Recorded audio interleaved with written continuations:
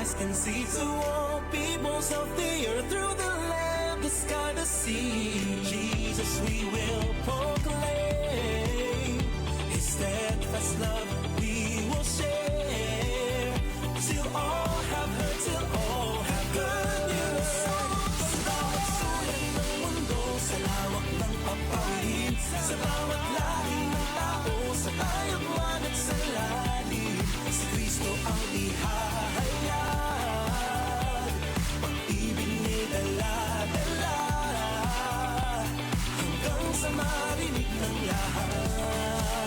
Sa bawat sulok ng mundo, sa lawak ng papawid, sa bawat lahi ng tao, sa hayop man at sa lalim, si Kristo ang ihahayag, pag-ibig ni dala-dala, hanggang sa marinig ng lahat. Ang mabuting balita.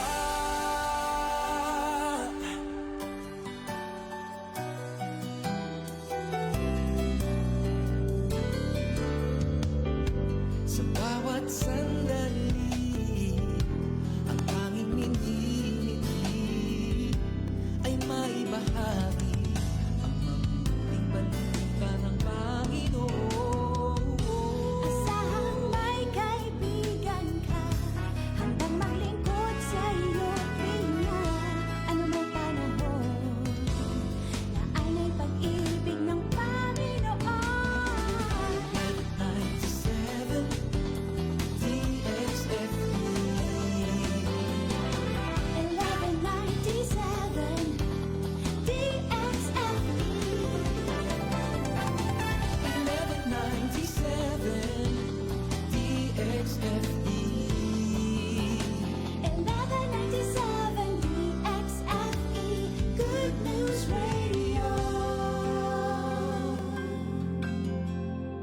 Simula pa noong 1948, lubos na naibabahagi ang mabuting balita ni Hesukristo sa mga Pilipino sa ating bayan at maging sa mga nasa ibang bansa tungo sa Far East Broadcasting Company Philippines.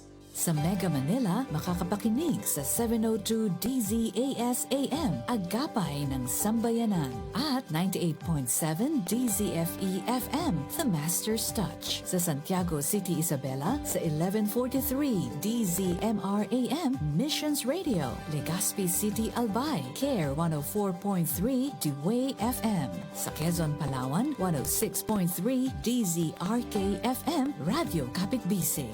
Sa Tacloban City, 97.5 DYFE-FM, unang tugon ng pamayanan. Bacolod City, 1233 DYVS-AM, the sweet voice of salvation. Up 987 DYFR-FM, life-changing. Sa Cagayan de Oro City, 103.3 the new J DXJL-FM, your positive choice. Zamboanga City, 1116 DXAS AM, your community radio. Cotabato City, 106.9 DXGR FM, Radio Gandingan. Sa Coronadal City, 1062 DXKI AM, your friendly voice. Davao City, 1197 DXFE AM, the Good News Radio.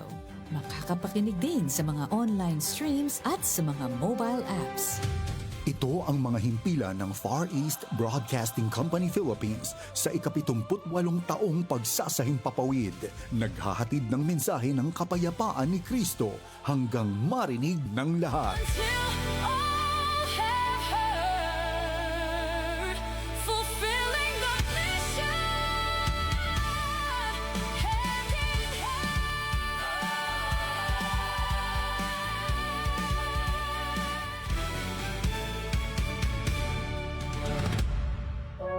1197 DXFE, kasapi sa KBP, kapisanan ng mga broadcaster ng Pilipinas.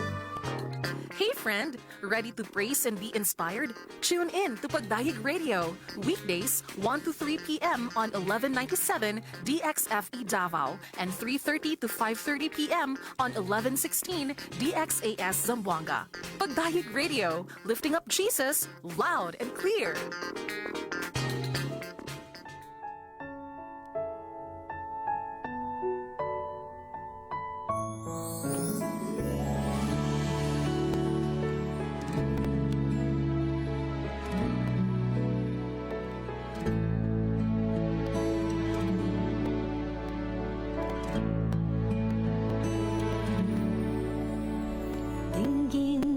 Atong oras 1:11 sa hapon. This is Pagdaig Radio Show. Special programming nato ni mga kapagdaig or special edition sa Pagdaig Radio Show since nagahulat ta karon sa ato ang live coverage diha sa kining SONA or State of the Nation address sa Pangulo ang mga kapagdaig. So siguro kamo diha nga nagapamati ka nato, naga-monitor sa ato gikan pa this morning, naka-tune in na o daghan na siguro og mga nakuha no nga mga reflection, realization, maybe isa diha mga pag-ampo pod no. I believe isa na sa mga dako gyud kay nato nga pwede mahimo. And of course aside sa pag-ampo mga kapagdaig, namang gid tay mga pwede pa nato mahimo no aside ni ana. Of course primary na siya pag-ampo, pagsalig, paglaom diha sa atong Ginoong Dios, pero isa po diha is ang pagpaminaw no, pagpaminaw kung unsa man ang unsa may nakalakip diha sa State of the Nation address mga kapagdaig no. So siguro isa po na sa ato ang mga dapat nga hinumduman no, unsa bay mga dapat nato nga or unsa bay gusto nato madungog sa ato ang Pangulo. Okay, ganina while monitoring mga kapagdaig, isa diha sa mga kanang giskut-iskutan ang kaning ekonomiya. Okay, labi na sa ato ang ekonomiya nga naay mga problema no, ang inflation rate, di ba? Isa siguro sa mga gina-expect nato no nga hiskut-iskutan po na no, or i-mention po na sa ika-5, okay, nga State of the Nation address sa ato ang or ika-4 no nga State of the Nation address sa ato ang Pangulo, kanang ekonomiya o kanang inflation rate. Okay, so mo na itong gina-expect. Okay, ikaduha syempre ang governance o accountability. Okay, i-address sa Pangulo kung unsa man ang mga siguro dapat no nga ipakita, okay, ang mga na-prioritize nga programa no sa national man o sa local man. Okay, and syempre when you talk about accountability mga kapagdaig, like for example sikat kay ng statement no sa Pangulo ang kanang mahiya naman kayo. So after ni anang usa ka tuig naaba no naabay nahitabo nga accountability no sa katong statement niya. Okay, so I believe mga kapagdaig, kung tanawon nimo no ang usa ka tuig daghan gyud siguro ang mga nahitabo na mga na kasuhan na, pero what's next? Okay, isa siguro na sa itong mga gina-expect po mga kapagdaig. I'm just guessing no sa mga ginahuna-huna po nato. Okay, and then another is ang siyempre ang priority no, unsa may priority karon sa administration no, unsa ba ang gina-push karon especially sa mga balaod nun or even sa mga public health framework na ba na siya kining labor reforms, siguro kaning ato ang nadungog katong anti-dynasty legislation ma-mention kaha na sa atong Pangulo. Siguro isa pud na no. Ayan. And ingon pa nato ganina kani mga like sa flood control nga issue. Maybe di na niya ma-mention no, pero kay balutaan ng impeachment trial nga nagapanghitabo again naa sa tuwa mga kapagdaig ang pagpaminaw. So number 1 unsay ingon to kanina, mangampo ta no, unsay ato ang iampo mga kapagdaig, iampo nato nga ang Ginoo no padayon nga magalihok mo man po na at ang gitawag sa to sa Ginoo di ba sa unang Timoteo 2:1-2. Okay, so di tayo magsisimula sa kritisismo but sa pananalangin. Kaduha, makinig, sabi natin kanina no, maminaw na ay abli nga kasing-kasing ug unahuna kung unsa ang ihang iingon ug unsa po ang iyang account, no? Unsa po ang mga nahitabo na before, and kay baluta daghan siya mga nasaad. Okay, nahitabo ba to? Ayun na ang tanong. Okay, so and then another thing that pwede natong buhaton mga kapagdaig mo ang pagdayon o paglaom sa Dios, no? Dili sa tao but padayon ta nga maglaom sa Dios, no?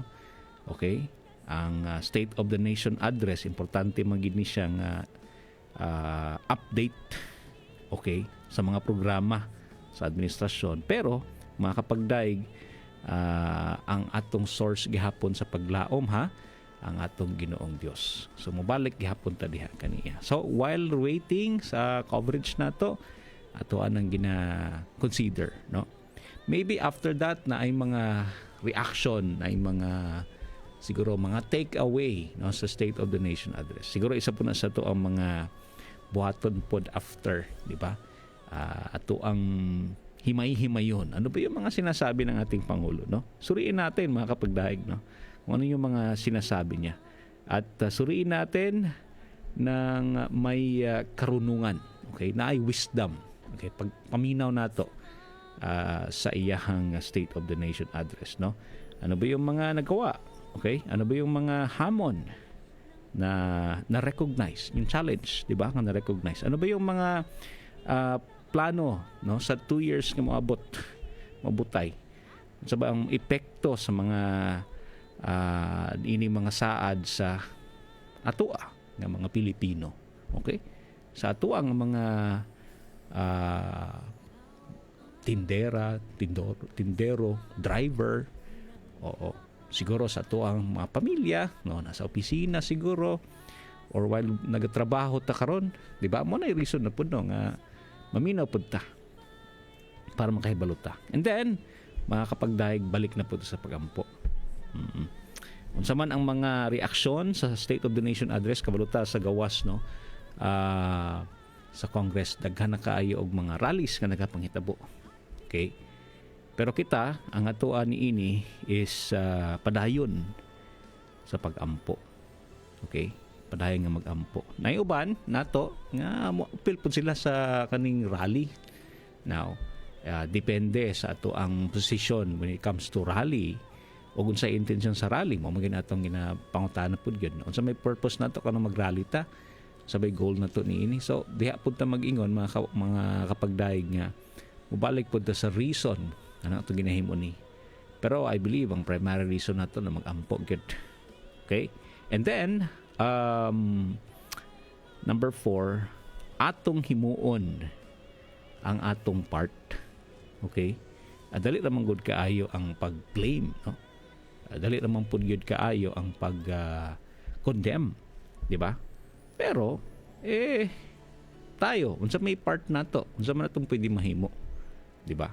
Makapagdaig, no? As a Filipino, tapat ba tayo sa ating trabaho, no? As a Filipino, sa ating pamilya, tapat ba tayo, no? Nagmamahal ba tayo sa paggalang ng batas, no?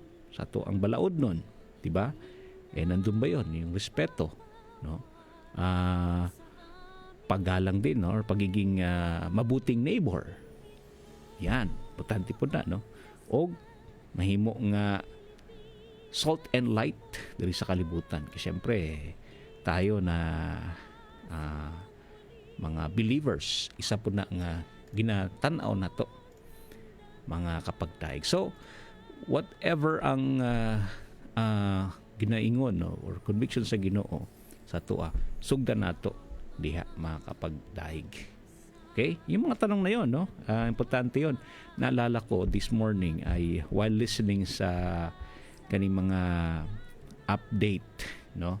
Interpretation siguro and unsa man, okay, sa mahitabo nga State of the Nation address, no? Ang ato ang main goal dili para mag-inawayay.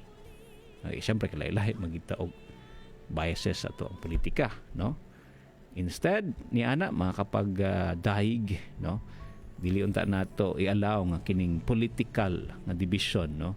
Mao'y mag-drain sa atua sa paghigugma, sa pagrespeto sa matag usa, no? Pagtinabangay.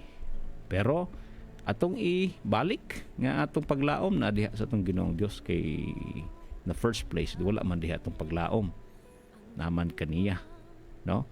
So padayon ta nga mulaom magdaig sa atong Ginoong Dios. Mo na ato ang pagampo. Okay? Ti Josie, maayong hapon. Thank you so much sa pagtanaw sa tuang programa. Kini temporary lang ni siyang preliminary ng ni broadcast tungod kay palutan na atay coverage manggod, no, sa ato ang State of the Nation address nga magsugod 1:30. Okay? 1:30 sa hapon. So mo na nga gina-prepare nato atong mga kaugalingon niini. Hi kay Pastor Francis, maayong hapon usab kay Joel. And also Ate Luz, no? Blessed afternoon pod kanimo. Okay? Daghanan ng utana unsa bay nga gina-expect nato nga madungog, no? Unsa bay gusto ninyo madungog sa State of the Nation address. Okay? Ikaw ba? No, itong fifth State of the Nation address, ano ba ang gusto mong mapakinggan, no? Correction kanina, fifth po. Fifth State of the Nation address ng Pangulo. Sabay mong gusto nga madungog. Okay? Hi, Ate Nene. Mayng hapon. Pod kanimo, Ate Nene Epifanio. Nana siguro. Or maybe ang uban sa ato, no? Ingang pagkakit nato ganina. Kapoy na. Okay? Kapoy na maminaw og balita sa politika. Tinuod gina, no? Kapoy na ta usahay. Or malagot na ta mo na di na lang tamutan na og balita. Pero kini makapagdayga ang intensyon nato no sa pagtanaw sa balita dili man para makig-away pero mahibalo, ma-inform but at the same time maglaom padayon sa Ginoo. Mo na ato ang mo nay purpose nato nganong kita, no, padayon nga magampo og padayon pa paminaw diri sa ato ang mga programa like example sa Oras ng Pilipinas. Ginadiskussan maghapon nato ning mga update, mga balita. Pero mubalik kita sa paglaom, no, sa Ginoo. Kay imagine nimo makakapagdaig kung wala ning paglaom sa Ginoo, asa man ta mulaom, no? Tanan man ta ma-fail. Tanan man ta disappointed na, no? Hinduman ako last few days ago, ningon ko ba nga sa tanan nato ka frustration, wa gid na bag-o ang Ginoo, di ba? Kabantay ka na. Wala rin siya nabago. Wala po siya nahimong faithless. Nagpabilin siya nga faithful, mga kapagdaig. So today, while maminaw ta sa State of the Nation address, dahil ta mulaom kaniya. Okay? Muna ako ang encouragement ka nato. Yes, ingon to ganina, maglista gihapon ta, mo-check gihapon ta, unsay mga nabuhat nga programa o unsay pagabuhaton pa sa 2 years na nga nahibilin.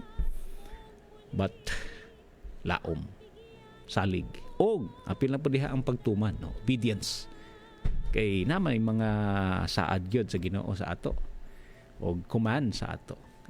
Ano bang gagawin natin sa mga command? Syempre gagawin natin kung ano yung tama, mga kapagdaig. Okay, so 1:25 na sa hapon, mga kapagdaig. Before tayo magbalik, no, sa ating hook up, okay, sa DZAS para sa ato ang State of the Nation address, mga kapag daig magampo ta. Let's pray. Ginoo, daghang salamat sa mga amo ang napakinggan na mga reminder this afternoon. And salamat po, Panginoon, sa pag-ingat mo sa aming bansa. Lord, we pray for our leaders. We pray for our president, Lord. We pray, Lord Jesus, for the cabinet members, ang Kongreso, Lord Jesus, ang Hudikatura, Ginoo, ang tanan, Lord, na mga pinuno ng aming bayan. Lord, patuloy niyo pong gabayan, gamitin itong mga nandyan sa posisyon. Bigyan niyo po sila ng karunungan integridad at puso para sa kapakanan ng sambayanan. Tulungan niyo po sila na maging responsable at mapanalangin at mapagmahal sa mamamayan. At sa gitna ng mga pagbabago sa aming lipunan, turuan mo kaming ilagay ang aming tunay na pag-asa sa iyo, Panginoon. Kahit sa amin na mga wala namang posisyon sa gobyerno, ang mga simpleng mamamayan, Lord, remind us na ang aming hari, ang aming Lord in control ay kayo po, Panginoon. Hari ka sa aming mga buhay. Baguhin niyo po kami, baguhin niyo po ang aming bansang Pilipinas. Ito po ang aming dalangin sa ngalan ng aming Ama, Espiritu Santo, Anak. Amen and Amen.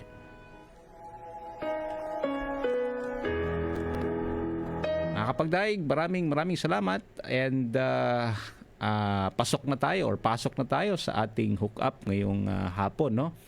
Gusto sa day na ako i-greet si Ate Luz nga nag-appeal po sa pag-ampo. Ate Luz, salamat kayo sa pag-ampo karon nga kahaponon and God bless po diha sa inyo ha. And also maayong hapon po diha kay Ate Josie. Thank you so much po sa pag join sa tuong prayer time po karon. Oo, God bless po diha sa inyo ha. And syempre ang katong mga nanay o tatay nato nga Ate Remelin, maayong hapon and salamat sa pag-share nga naka-tune in pod karon og nag-share pod sa atong programa. Okay? Atong oras 1:28 sa hapon, mga kapagdaig. 2 ka minuto na lang. Pero diretso na ta, no? Sa ato ang hook up karon nga kahaponon sa DX or DZAS para sa segment nga Pilipinas ngayon. Okay, ito po ay ang ating special broadcast, mga kapagdaig, para sa pagbabantay, no, sa State of the Nation address na mga kapagdaig. So, eto na po mga kapagdaig, no? Papasukin na po natin and mamati ta and mag-ampo, mga kapagdaig. So, eto na ang ating hook up.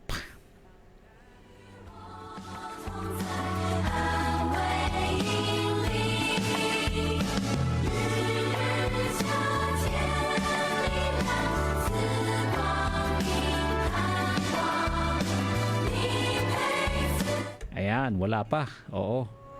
Parang Chinese program pa ata ang nakasalang. Anyway, ayan, may sagot ang ating kapagdaig. Ingon siyang